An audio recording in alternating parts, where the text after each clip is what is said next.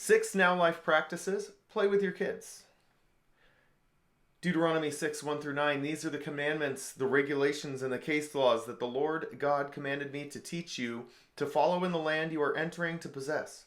You will fear the Lord God by keeping all his regulations and commandments that I give you all your life's days, so that you will live a long time, you and your sons and daughters. Listen to them, Israel.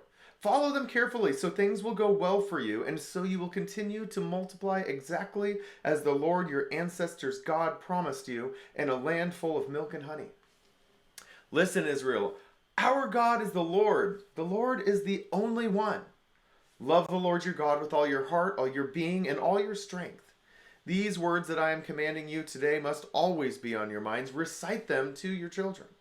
Talk about them when you are sitting around your house and are out and about, lying down and getting up. Tie them on your hand as a sign. They should be on your forehead as a symbol.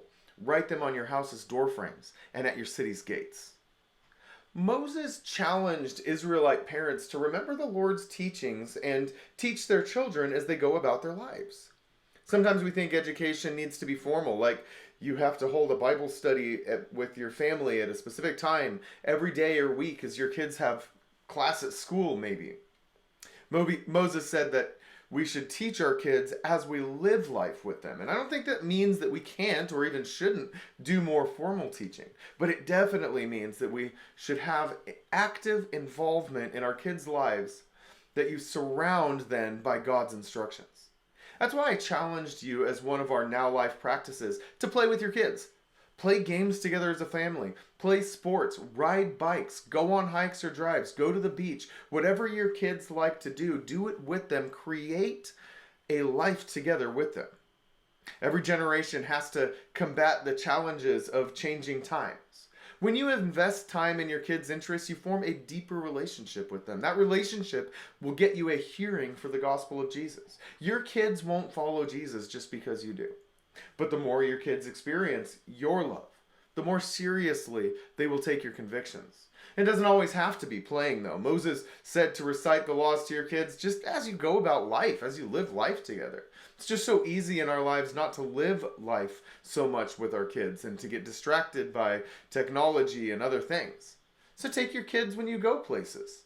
They need to see you live your life outside the home, to see how you live out your devotion to Jesus with other people. And if you're afraid of that being boring, well, try to make it not boring. And wherever you are, whatever you do, whatever it is, talk to your kids. Like, really talk to them. Like, what do they think about?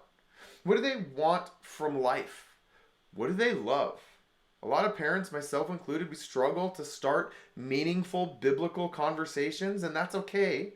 Just start talking to them, and the opportunities to speak into your kids' lives will present themselves in time.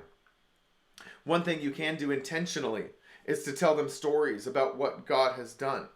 These can be Bible stories that you read to them before bed or in the mornings. It can be stories about things happening in your life right now. God is at work, and that means that you have a story to tell. And to tell them stories about what God has done before in your life. Maybe before you had kids, and they would love to hear about your life before they were on this planet, right? It's the when I was your age kind of story. Tell them to your kids. Live your life with your kids. Play with them. Talk with them. Listen to them. And as a bonus, I think they'll keep you young.